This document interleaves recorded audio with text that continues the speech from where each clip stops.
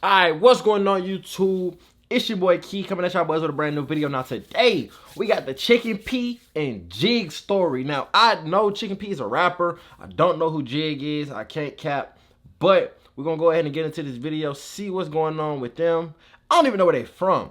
But, hey man, like, comment, subscribe. Let's check it out. Videos for educational and documentary purposes only. No video produced by this channel is meant to glorify or support any illegal activity. This channel covers events that may include topics involving violence and illegal substances. Viewer discretion advised. Milwaukee is a lost town. It's, you know, it needs some help. Big Jigg and Chicken P, we the dog, bro. Big Jigg and Chicken P, we the dog, bro.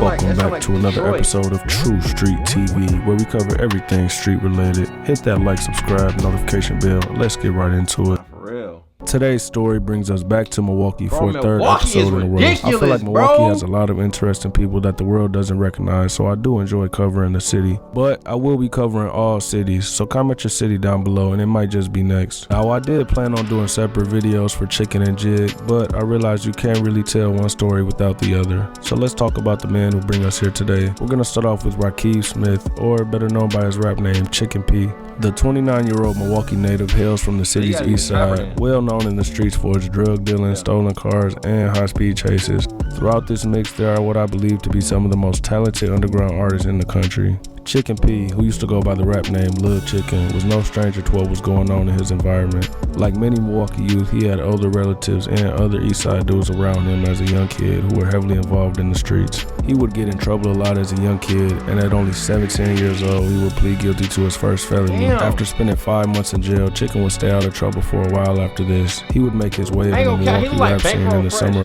But you caught a felony at 17, so now you a felon before you even turn 18, but only 5 months on it. 2016. While hanging out with local artist Guapo Chapo, Chicken would be tricked into going into the studio by Chop, who wanted him to rap. Cause he busting moves too. You know what I'm saying? We busting our moves. So he like, pull over here to this house real fast. So I'm thinking this, you know what I'm saying? We pulling up over here. It's TK house. He in that motherfucker. Chop done set up the session and all type of shit. So we come in this bitch. I'm like, we go to rapping on the motherfucker. I'm listening to it like, no, this shit actually hard for real. Like, you know what I'm saying? Not knowing this would change his life and the Milwaukee rap scene forever, as he would feature on Chop's track, Pressure. Hit it, get it wet, then put the pressure on it. You know I had to put the extras on it. They would link up with T Glazer, and Chicken would instantly become one of the hottest rappers in the city, as he would go deep into detail about his drug dealing, something that would inspire hundreds of Milwaukee rappers to do the same. They will go on to produce visuals for Going Crazy with Them Rex and No Grease, both of these being very successful in Milwaukee, making T and Chicken the hottest rapper videographer duo in the city by far. Chicken quickly realized he was the hottest rapper in the city, and he planned to take full advantage of this. As he was still hustling in the streets, he would take his street hustling ways into the music game. He would soon drop his debut mixtape, All Chicken No Grease. He would print out thousands of these CDs and go sell them throughout the city of Milwaukee. We been grinding, like, that's where, like, my whole city full of grinders. So like, you just apply that shit to the music. Used to burn up like 500 to 1,000 CDs. I get them bitches burnt up. I go get a flip phone, and then I post the number on Facebook, bro. Whoever wants the tape, hit the number, bro. Chicken was leaving his engineer studio one night and just happened to bump into Jovan Wilder, or better known by his rap name, Jigg, a Milwaukee native from the city's north side. Though Milwaukee produces hustlers from every side, the north side is known for being the most gutter and dangerous in the city. If you was on the north side or something like that, like, they really got it. That's really the trenches over there, so it's kind of a little rougher. Like, you'll be like, man, they a little rougher on that end of town. You feel me, Snoop? In 2016, a documentary was done called 53206, the area code to a north side neighborhood, highlighting that it was the most incarcerated zip code in the United States, with 62% of its adult men having been spent time in prison or incarcerated. Jigg would fully embrace this lifestyle, being from a north side hood known as YM, Deuce Trey, CST. Deuce Trey, CST, big mind with me. They are well known across the city for getting busy and making money. That 53206 get busy for real, nigga.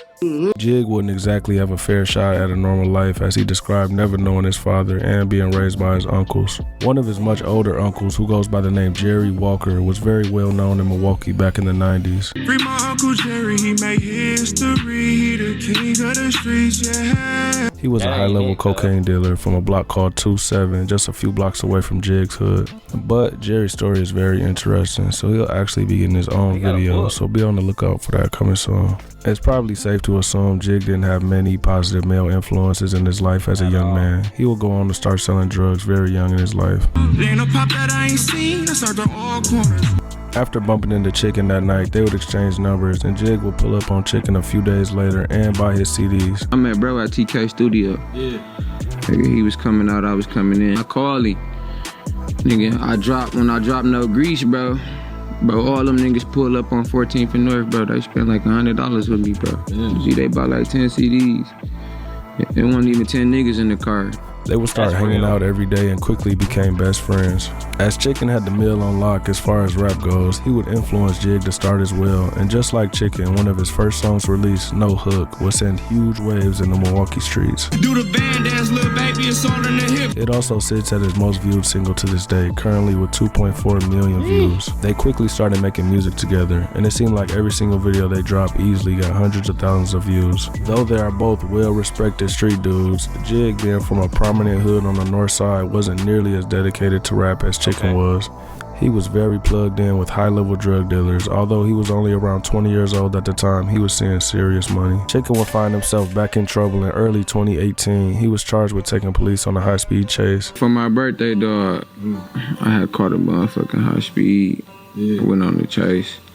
They knocked me, dog. It was raining and shit. He described in the DJ Jerry interview that Jigg was always too busy in the streets to rap and was Chicken's main support while serving the 9 months. Bro was there every call. While out on bond for this charge, a rapper by the name HMF Gutter would catch Chicken lacking in Milwaukee and rob him, taking his phones and his car, going live on Instagram to show everything off. He would attempt to make a rap career. No! He took his car and his phone, went live on his Instagram, posted. Bro, goodness gracious! But they always say you get more hate in your city that you from than anywhere else. Nigga took your car, took your phone, and went live, bro. Nigga committed a felony, 2 felonies, then went live to show off the felonies that he just committed. Off of this and would fail miserably. He would diss Chicken a few times before being killed in a shooting a few months later. No arrest would ever be made in this case. Another thing that happened while waiting to get sentenced for this case, Chicken would make one of the biggest songs of his career. Chicken would record the solo Fast Cash Babies right before going to jail.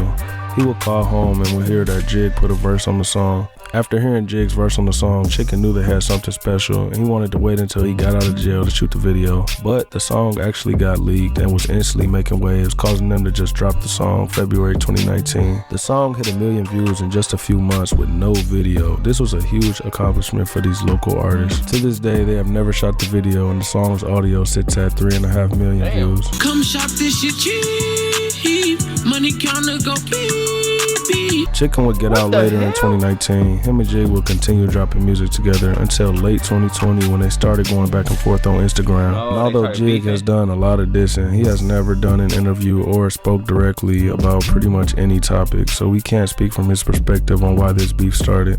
They both would start dissing, and Chicken would go live on Instagram to explain how Jigg beat up a stripper and tried to take her money. Though I do doubt this is the reason they fell out, as they were brothers. It seemed like Chicken just used this to get back at Jigg, as he was overly dissing on Instagram. Y'all motherfucking brothers, knock that petty earth shit off, bro. We not fucking brothers, bro. Brothers don't do they brother how niggas be trying to do. What started off as 2 brothers bumping heads quickly became real beef, and they hated each other, which was sad to see. Things will get much worse for Chicken on April 28, 2022. He was arrested on 3 felonies damn, and niggas released love shortly jail. after on a $7,500 cash bond. Shortly after being released, he would drop a huge song called Dog Ass Chicken. He would start the song off by saying, I'ma keep billing out until my bread gone. 6 months later, Chicken would make a very huge mistake. On October 29, he caught another 2022, Chicken was charge? pulled over and police caught him with a large amount of drugs. This More than charge in 40 Wisconsin is grams? no joke. Chicken is now facing 40 years and judges do not take these charges lightly and will place him on a $75,000 cash bond, which is crazy if you think about it. In our first video, we covered Kenneth Twyman. He received a similar bail. The only difference is Twyman was charged with first-degree murder. Chicken will have to sit in jail, not able to post this ridiculous bond. And around this time, Jigg popped back up in the music. If you don't know, the reason why it's crazy is because Milwaukee doesn't have bail bonds offices, so you can't go pay the 10%. You gotta come with that full amount. So he had to sit in jail to come up with damn near $100,000 to get out on the drug charge. Versus this other dude who caught a murder, he got the same amount of time. It's crazy. Or the same amount of bond. Scene and would go by the new rap name One Way Jigga. He would diss Chicken in multiple songs while he was in jail.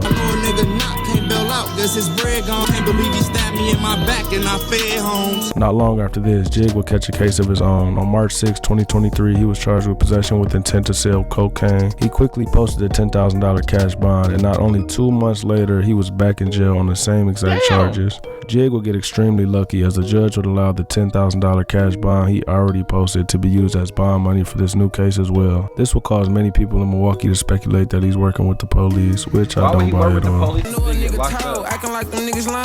In August of the same year, Chicken would shock Milwaukee when he posted a $75,000 cash bond. He would get out and go right to work, dropping some of the biggest songs of his career. It would have been crazy to see Jigg. Bro, these dudes have the talent, they have the star power probably to break up out their city, but they can't stay up out their city. And what I mean by that is they can't stay up out the streets. They keep riding around with drugs on them and this, that, and the third. You would think after catching all these cases that you would know how to move, you would be more slick, you this, that, and the third. But your face is very well known, your car is probably well known. You just had to dump off 75 bands to get out of jail. Like, y'all niggas got some money. What are y'all doing? Lock in the studio. Chicken collabing around this time as Chicken's new style began making him one of the hottest rappers in the Midwest. But we would never see this as tragedy would soon strike the Milwaukee streets. It was around 1 in the morning on the block of 20th and Locust on Milwaukee's north side. Jigg was in the car with the fellow Milwaukee rapper 24-year-old Marcel Hendrick, or better known as Selly Cell. Jigg and Cell were sitting in a parked car when a gunman opened fire, killing both of them. At only 26 and 24, this would devastate the city. No arrests have been made in this case, and there's not much information to go on. Some fans would imply that Chicken had something to do with this, which I don't buy at all. They were brothers, and I believe Chicken is deeply hurt by this passing, despite their differences. Bro, I ain't gonna lie, he look like a junkie right there. He look like a junkie for sure, man. But rest in peace to Jigg. Chicken P, I know you facing some time. I know you fighting some cases. But, man, if you stay strong, pull through, stay down, you know what I'm saying? You might have to go sit down, but you'll get it together, man, hopefully. So, with that being said, man, that's the story of Chicken P and Jigg. Best friends turned enemies. It's crazy, man. For whatever. He said he stabbed him in his back and he can't bond out. So, maybe they both feel like somebody did something to them, and that's when it's the worst, because the conflict will never have no resolution when everybody feels like they was wronged and won't nobody take up for their wrongs. So with that being said, it's your boy Key checking in, checking out. Make sure y'all like, comment, and subscribe. I'm gone.